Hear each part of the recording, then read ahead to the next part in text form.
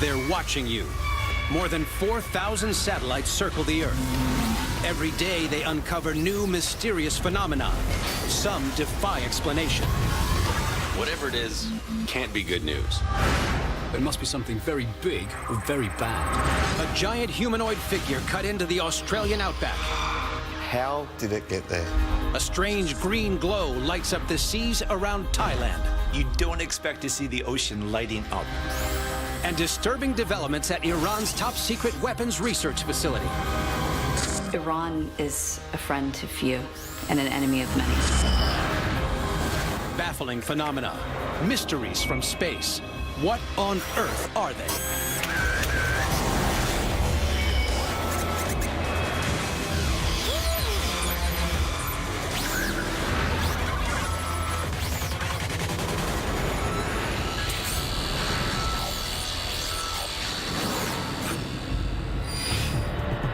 June 26, 1998.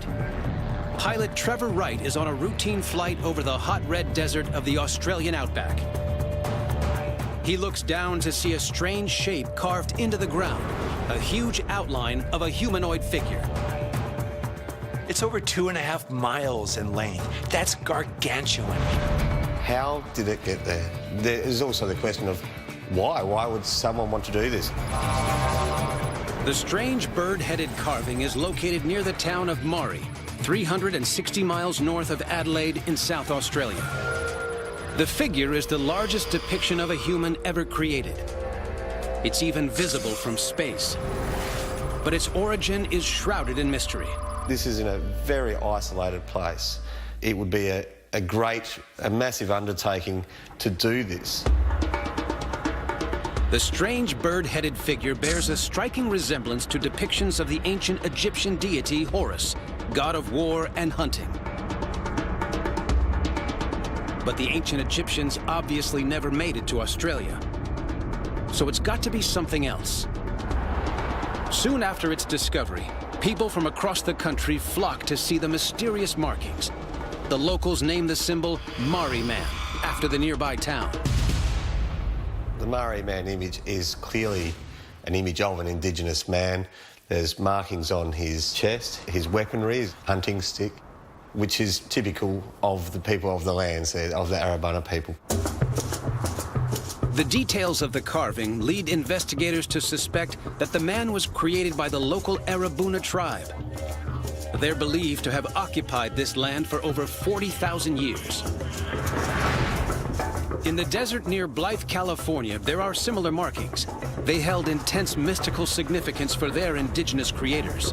In ancient times, it's said that they held ceremonial dances around these figures in honor of the creator god, and it was a way to bring together people in community and celebration for these particular rituals.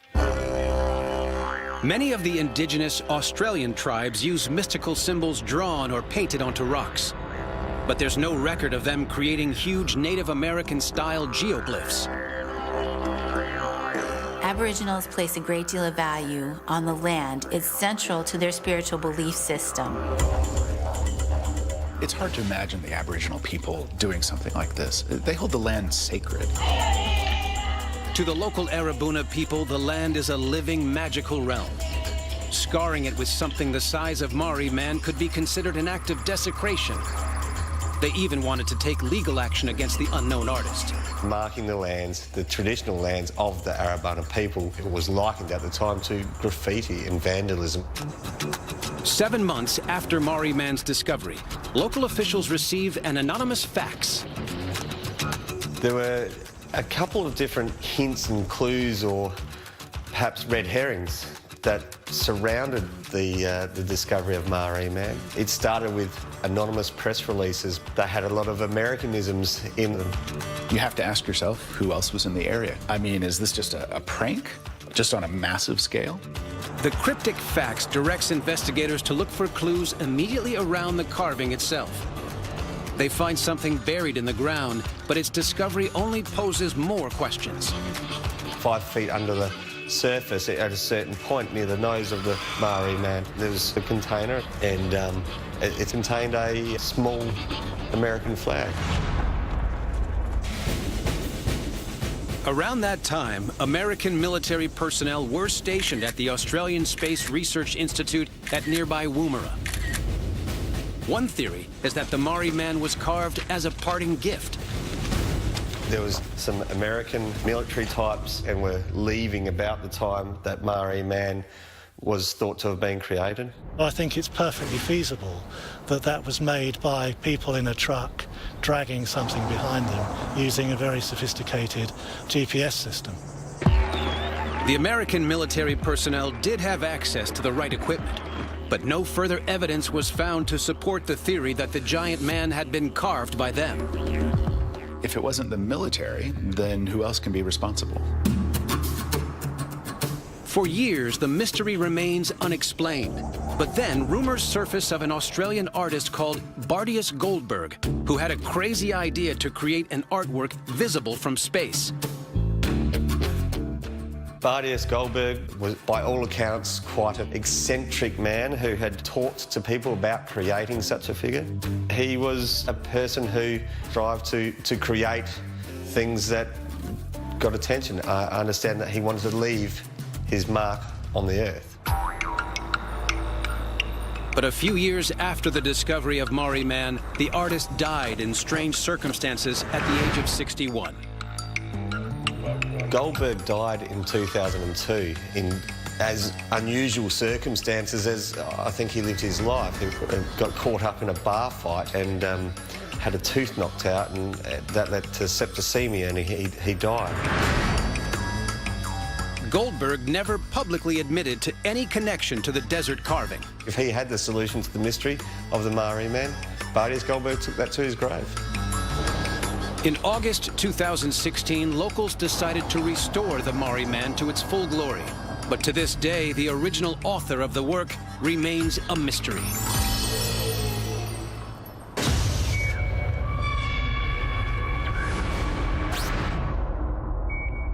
Orbiting high above the Earth's surface, a fleet of research satellites constantly monitor our oceans.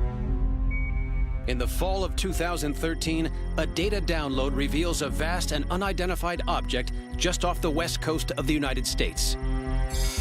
It's huge. It occupies almost a quarter of the entire North Pacific. What's going on in the area just off the western United States? What on earth could it possibly be? It had a circular shape, so people called it the blob.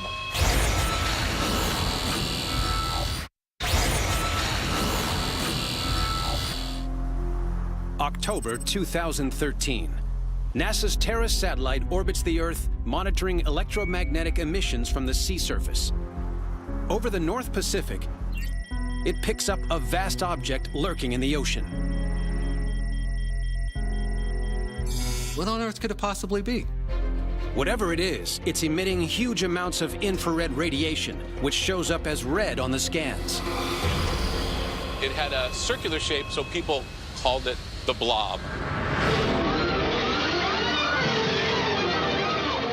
Just like the movie monster, the ocean blob appears to be growing out of control. It's kind of like a mass that keeps getting bigger and bigger. It's indestructible. It's indescribable. Nothing can stop it. The satellites pick up infrared and microwave emissions from the sea surface, revealing that the blob is a vast body of hot water, stretching over 1 million square miles and almost 300 feet deep. The sudden dramatic temperature rise defies scientific attempts to explain it. We would expect to see cold water, very cold water. To see red tells us that something weird is going on in the Pacific Ocean right there. The blob is about 4 degrees warmer than normal temperatures. This is an insane amount of heat. What is causing this? Why is the water so much warmer here? The rapid heat rise arouses fears of a volcanic apocalypse unfolding beneath the waves. To create the blob would take thousands of volcanoes erupting at the same time, something that hasn't occurred since the dying days of the dinosaurs. This part of the world is well known for its volcanic activity. It's part of the Ring of Fire. The Aleutian Islands all the way through Canada and western US, they're known for their tremendous volcanoes. And And when they erupt, they do release quite a bit of heat, which can locally heat up the water. A big enough eruption could unleash a global catastrophe. But the data suggests something else is happening. If the surface warming of the water was caused by volcanic activity, you would expect the entire water column to be warm. But in this case, it's just the surface, which implies it's not due to volcanic activity. By March 2015, the blob stretches from Mexico to Alaska and covers a staggering 3.5 million square miles, larger than the United States. Something like this, humanity is not able to stop it. This is simply too big. The water soars to 6 degrees Fahrenheit, hotter than it should be. These above normal temperatures will cause massive changes to both the marine life and to the weather of this particular area. As the blob festers off the west coast, sea life goes out of whack. Humpback whales are spotted cruising up the Columbia River, and venomous yellow-bellied sea snakes from Central America invade the holiday beaches of California. When we're looking at this kind of an image, one possibility is that this is an example of global warming. The atmosphere and the ocean exchange heat just because they're touching each other. If the atmosphere warms up, the surface of the ocean also warms up. But the theory has a problem. While with global warming, we're going to expect ocean temperatures to increase a degree or two over the next few decades, the blob's temperatures were above normal within just the space of a few months. Climate change can lead to a warming of the oceans, but a 60-degree change in several months, something else is going on here. Climatologists believe that the blob might have been caused by a freak persistent ridge of high pressure. Ridges are normally associated with clear skies. So when you have a big ridge over top of you, you're getting all of the sunshine day after day after day. It allows for the air to warm up, but it also allows for the ocean waters to warm up. The ridge of high pressure also reduced the cooling effect of the wind over the ocean. Normally you would get cooling of the ocean by the winds blowing over. Because the wind shut down, the ocean warmed much more than it should have at that time of year. Invisible to the naked eye, the blob remains off the west coast of the U.S. for 2.5 years, until in late 2015, it vanishes. We don't really know why it suddenly disappeared. Scientists analyze satellite data from all across the Pacific for clues to what's happening. Surging up from the Southern Ocean, they spot a new monster. It's one of the most powerful and devastating weather events on record. This so-called El Niño event is the result of a natural warming of the central Pacific Ocean. During the time of the blob, an El Niño was starting to form in the tropical Pacific. And this one grew so big by the latter part of 2015, we called it the Godzilla El Niño. Surging up from the depths of the sea on a tidal wave of terror. When the two freak phenomena meet, it becomes a battle of the giants, the blob versus Godzilla. Dynamic violence, savage action, spectacular thrill. The Godzilla El Niño wreaks damage on an unimaginable scale. Freak snowstorms, flash flooding, and giant storms cause death and devastation. Satellite records, ship records show that this was one of the biggest El Niños on record. As Godzilla grows stronger, the blob appears to weaken. The ridge that lent itself to the creation of the blob was destroyed by the storms that were forced in from El Niño. The blob came into being because of a persistent ridge of high pressure, warming the ocean. What created the ridge and preserved it for so long is still uncertain. But in the end, it was no match for the power unleashed by the Godzilla El Niño. It's kind of like the blob met Godzilla and Godzilla won. The mightiest monster of them all, Godzilla! Always bet on Godzilla. Godzilla never loses.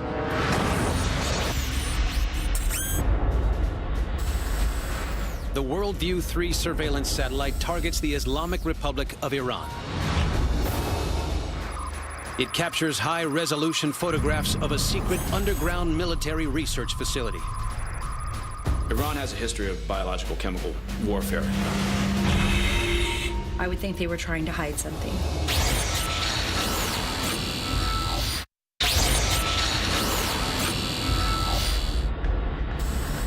January 2016.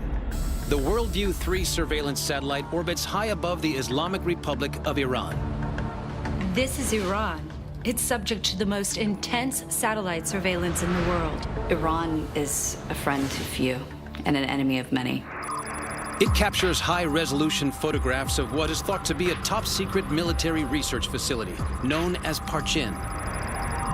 If Iran is expanding the Parchin facility, then we need to know about it. If it looks as if Iran is developing a new weapon, it almost invariably means that they are developing a new weapon. Parchin lies 20 miles southeast of the capital, Tehran. Analysts compare the recent satellite images with the same view taken 6 years earlier. The comparison reveals what appears to be a new, heavily reinforced tunnel structure built into the mountainside. I would think they were trying to hide something.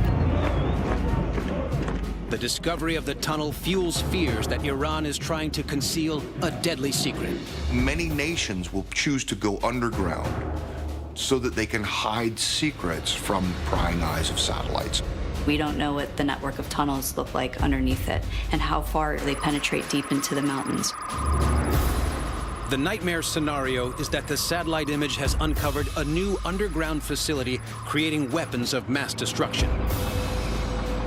The whole Middle East would erupt into a war, and boom, World War III. Some analysts suggest the tunnel entrance could serve a purely defensive function, such as a large-scale bomb shelter. They're afraid of actually having somebody come in and bomb this area, so they want to make sure that they're protecting whatever is underneath there.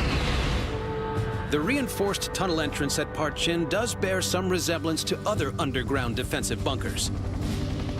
In the U.S., the Cheyenne Mountain Complex is buried 2,000 feet beneath the Rocky Mountains.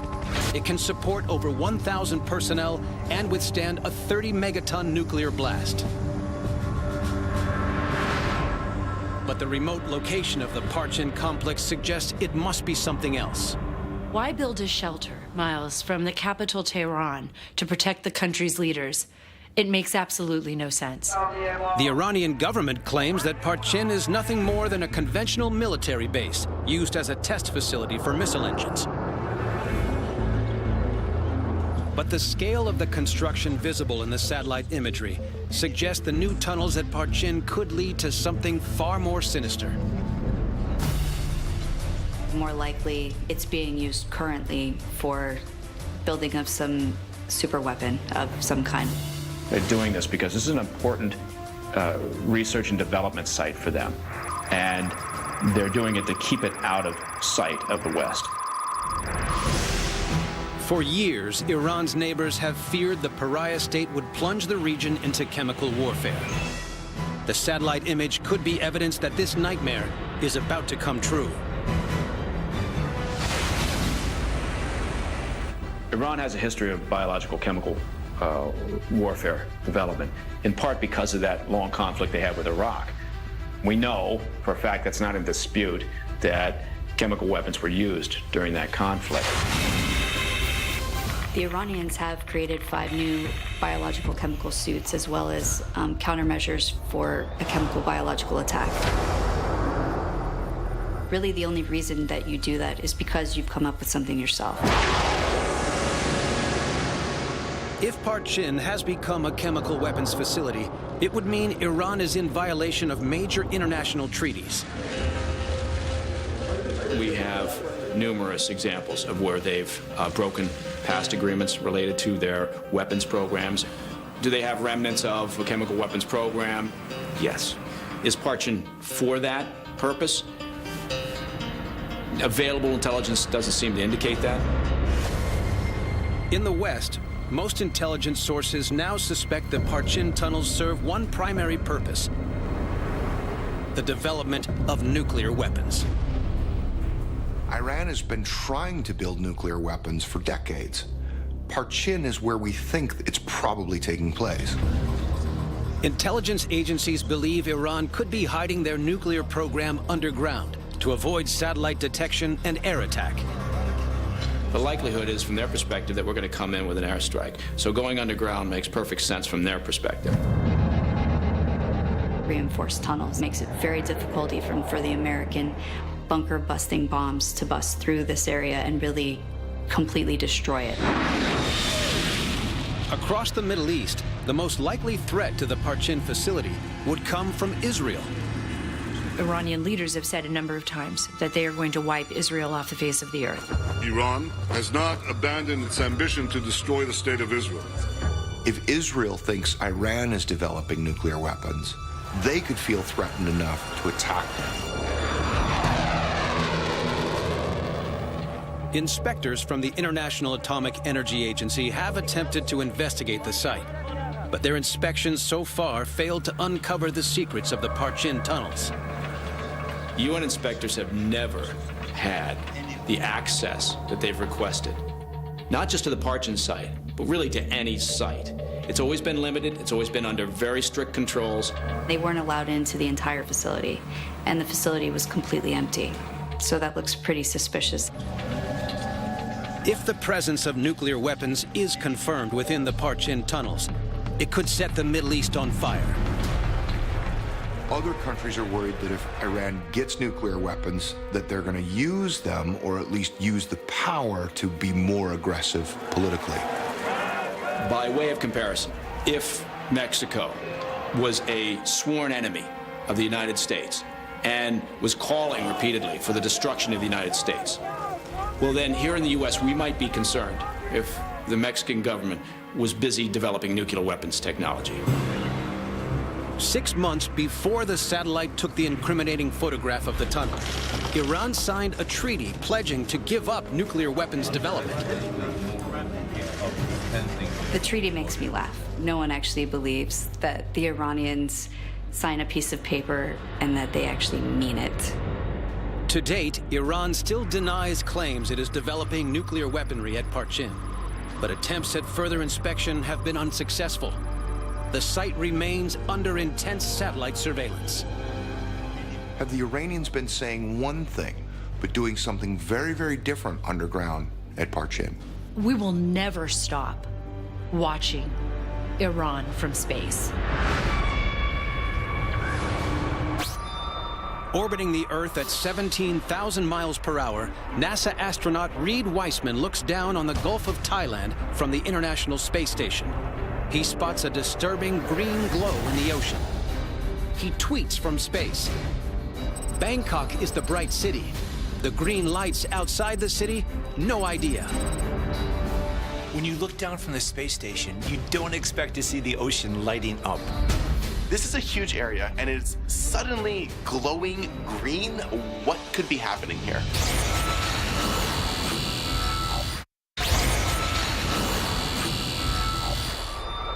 August 18th, 2014. NASA astronaut Reid Wiseman is on board the International Space Station when he takes a photo of something he can't explain. A strange green glow stretching across the ocean. When you look down from the space station, you don't expect to see the ocean lighting up. The strange phenomenon appears in the seas off the coast of Thailand.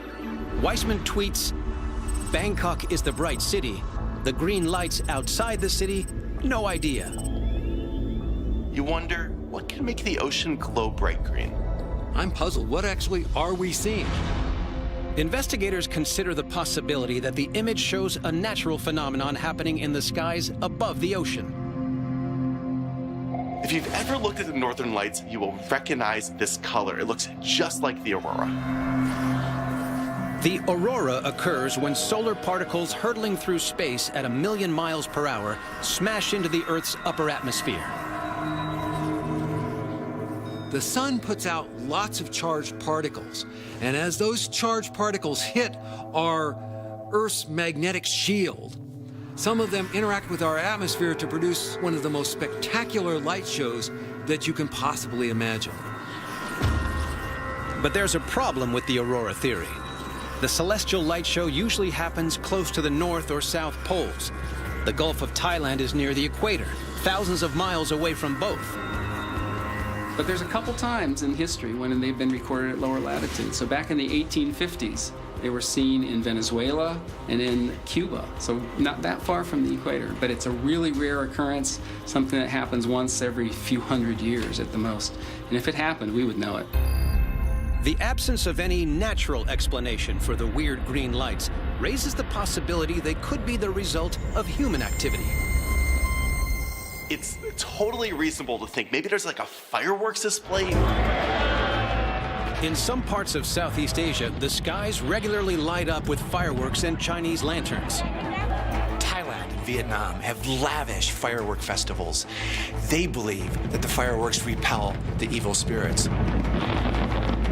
Every year, Thailand hosts a huge event where thousands of fireworks are fired from barges moored out at sea. The use of fireworks in Thai religious ceremonies dates back centuries. And at the Pattaya International Fireworks Festival, tens of thousands of people gather on the beach and watch the fireworks explode over the Gulf of Thailand. Detailed image analysis reveals that the green glow covers around 30,000 square miles.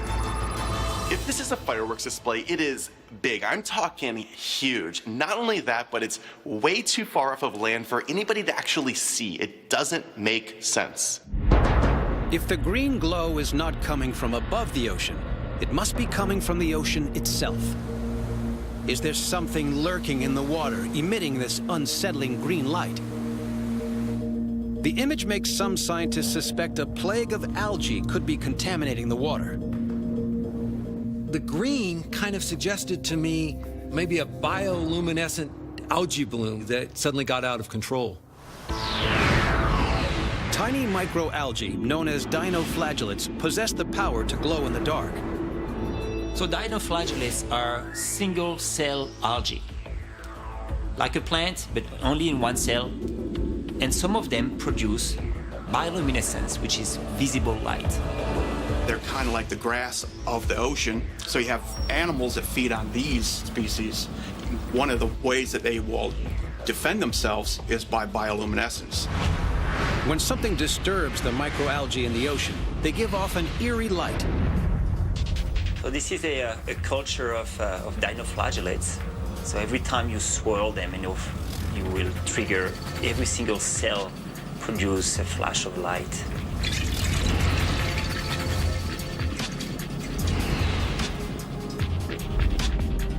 Algal blooms can cover thousands of square miles, but they only light up in response to movement or contact. Now, maybe you'd expect to see this sort of thing in small doses when a ship is going by, for example, but not at this scale. To create a sea of green light visible from space, algae from right across the Gulf of Thailand would need to glow simultaneously, an event unknown in human history. Whatever is emitting this light is something big and far more powerful than any microscopic sea creature. The search for an answer turns back to human activity. The only sort of large-scale activities that occurs in this part of the sea is fishing. So you have to ask yourself, is this related to the fishing industry in any way? As night falls over the Gulf of Thailand, the answer to the mystery becomes apparent. Every evening, huge fleets of fishing boats set out to catch one of the country's favorite seafoods, squid. Over 120,000 tons of squid are caught each year, and they do it with a highly unusual technique. They have lights that they put on the sides of the boat. What happens is that the phytoplankton are attracted to light. They come up to the surface, and the squid are attracted to them. The squid normally live at depths down to 500 feet. The bright green lights on the fishing boats attract the squid's food to the surface, and the squid follow. So you have these fleets and lots of lights catching lots of squid.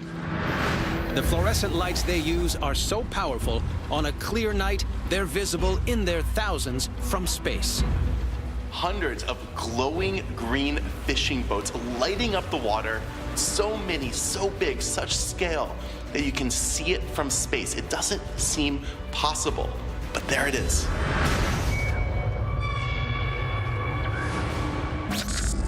Orbiting high above South America, a satellite is scanning the Peruvian desert when it picks up a strange anomaly. A giant spine lying along a mountain ridge. This is extraordinary. But actually, the very striking thing here are these square things. Never really seen something like that before.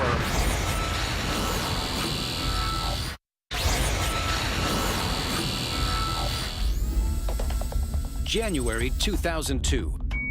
The Iconos commercial satellite passes over Peru. It captures an image of a series of shapes, snaking like a monstrous spine along the top of a mountain ridge out in the Peruvian desert. Is there actually some part of some ritualized landscape? The huge segmented spine spans 40 feet wide and stretches over 600 feet long. Closer inspection of the satellite image reveals it's not of animal origin, but 13 separate square structures. They appear to be built of stone, but what are they for? And who built them? The isolated site is located in the Casma River Valley and known locally as Chanquillo. Using satellite coordinates, local archaeologist Ivan Getzi travels 250 miles out into the desert to investigate. Porque todos los monumentos están diseñados para ser vistos desde cierta distancia y para ser impresionantes, para, digamos, imprimir una sensación sobrecogedora en el visitante. Y por lo tanto, la escala tenía que ser monumental, sobrehumana. Getzi has dated the site to 300 BC, 1,700 years before the Incas. It comes from a time when a mysterious and as yet unnamed ancient Andean civilization ruled this land. Little is known about these people. Ever since the discovery of the spine, archaeologists have been puzzling over the purpose of the structures. What is the significance of having 13 of them in this unusual arrangement? I think the key to understanding this site is not to just look at these squares, but to look at the wider landscape. Zooming out, the satellite image reveals another large stone structure nearby. Its purpose is unknown, but it has all the hallmarks of a fortress. It has concentric walls, it has baffled entryways, which we associate with military architecture. Archaeological excavations have revealed ceramic warriors with elaborate regalia, suggesting that they were part of an elite warrior caste. Tiene unas murallas enormes. Los accesos a estas murallas están controlados muy sigilosamente. Tiene una ubicación elevada. Realmente es una fortaleza formidable. The presence of the fortress raises the possibility that the spine of 13 towers might also serve a military purpose. Lo principal son estas escalinatas que llevan a la parte superior de la torre. These might be watchtowers because they're sitting there on the top of this mountain ridge. But the number and layout of the ridgetop towers poses more questions than it answers. Why would you have 13 towers in a line? Surely one or two would be more than sufficient if these were watchtowers. They've got to serve some purpose, right? But if it's not defensive, then what is it? A new discovery deepens the mystery. Archaeologists uncover a second stone structure hidden within the walls of the nearby fortress. The layout suggests it may have been a place of ritual worship. Las investigaciones arqueológicas nos indican algo un poquito más complejo. Estas grandes murallas lo que están protegiendo es un templo del sol. Getzi believes this site is a strange combination of fortress and temple, dedicated to the sun. No record exists of the rituals performed by the ancient Andeans, but the gruesome details of their successors, the Incas, are well known. They constructed vast temples where virgin girls served the sun god Inti. In times of trouble, The virgins would be drugged with coca leaves and ceremonially slaughtered as human sacrifices to placate the gods. Despite its age, the Chanquillo ruins still offer clues to the sinister rituals which took place here. En este otro lado, las excavaciones revelaron que había unas columnas, posiblemente decoradas y pintadas, que sostenían un techo, que permitían el paso del sol y creando haces de luz que iluminaban lo que posiblemente también fue una imagen mural en la parte trasera. The temple is precisely constructed so that shafts of sunlight shine directly into the building, but only on one day each year. Que dada la orientación de este edificio, que es hacia el solsticio de diciembre, esos haces de luz solo se podían producir en esa fecha. Getzi suspects that the spine of 13 towers was also part of the ancient Andean sun worship. As the year progresses, the sun rises between two different towers every 10 days, allowing the priests to accurately track the movement of the sun. These are a very rare example in the ancient world of a very precise solar calendar. The ancient priests may have used the calendar to prepare for the arrival of the sun at the winter solstice, a time of intense mystical significance. Cientos y miles de personas a presenciar estos eventos astronómicos. The 13 towers are unlike anything seen anywhere in the world. Me siento realmente impresionado con la sofisticación de lo que se logró aquí, la precisión. The details of the lives of the ancient Andeans who built these mystic towers are lost to history. This ghostly spine now stands as a silent testament to a once mighty people.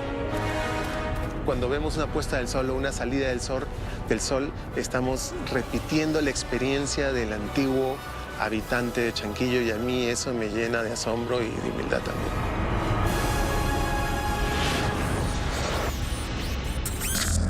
High in Earth's orbit, NASA's Landsat 8 passes over the state of Utah. It captures a bizarre image of two large, intensely blue shapes on the ground. It's an almost featureless desert, and then, bam, this sticks out like a sore thumb. It doesn't look exactly natural. What can this be?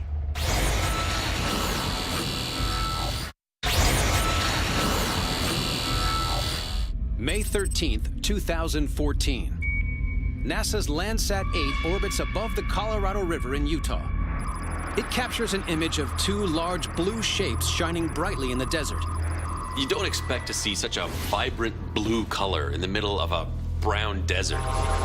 The baffling image is taken 25 miles west of the desert town of Moab. Closer analysis reveals patches of other bright colors within the expanse of blue. The contrast between this reddy brown desert landscape and the vivid blue is really sharp. Why so blue? The patch of blue doesn't even look real. It looks like it's been painted on. Painting the desert may not sound like a sensible explanation, but it has happened before. In 1980, Belgian artist Jean Veram painted an area of Egypt's Sinai desert bright blue. What seems like strange behavior actually served a political purpose. His artwork was to commemorate a peace treaty ending 30 years of war between Israel and Egypt. The blue paint was the same blue as used by the UN peacekeeping force. But the location of the strange blue patches seen in Utah rules out the idea they could be some kind of wacky art. This is an area of natural beauty. I doubt any artist would be given permission to paint the desert such a unnatural blue. Some have suggested the blue patch could be part of a weird desert leisure complex. Is it some kind of gigantic swimming pool? It's possible. They could pipe the water in from the nearby Colorado River. Using the satellite image to measure the scale of the blue patches reveals they stretch 2 miles in length. At 2 miles long, that would be one hell of a swimming pool. Swimming pools can be bigger than you might think. The largest in the world is at the San Alfonso del Mar Resort in Chile. Its gigantic lagoon covers 20 acres and holds over 66 million gallons of water. But analyzing the area around the blue patches in Utah pours cold water on the swimming pool theory. Looking at the surrounding area, there's no sign of buildings or a hotel. This is not a water park. If it's not a pool or paint, then what is it? The blue patches are too far out in the desert to be anything intended for use by the general public. A more likely possibility is that it's some kind of industrial operation. Are we looking at some kind of mining or drilling operation? Geological records reveal this area contains large reserves of a chemical known as potash. Potash is a salt that occurs beneath the Earth's surface. It contains a lot of potassium, and we mine it for use in fertilizer. There are mines in this area, and the mining method that they are using involves the construction of large ponds. In order to extract the potash, the miners drill down and pump water deep underground. Then we drill another hole to a deeper level, and the water that's introduced to the potash will flow through there, dissolve some of the potash, be pumped up to the surface. But potash extraction doesn't explain the vivid blue color visible in the image. Potash is usually red or white. Why is this blue?